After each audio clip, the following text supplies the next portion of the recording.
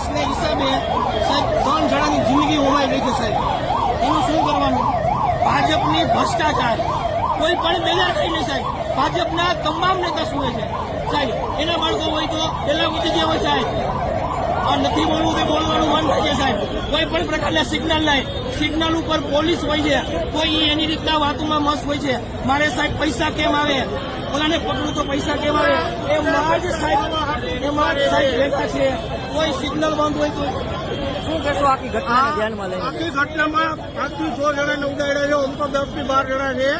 આ કૂતરાઓ અહીંયા હરામી પૈસા ખાવા માટે જ અહીંયા ઉભા રહે છે. હરેક સિગ્નલ ઉપર તમે જોઈ લેજો, ઈ પૈસા છે એનો વહીવટ થઈને ઈ જ કરે છે. ને ઓલા ગૃહમંત્રીને કે આના વરઘોડા કાઢો તમે પેલા. આ કરવાની જરૂર છે. આ હરામી છે ને જે હોય ત્યાંથી આ કરવાનું કરે છે. Thank you.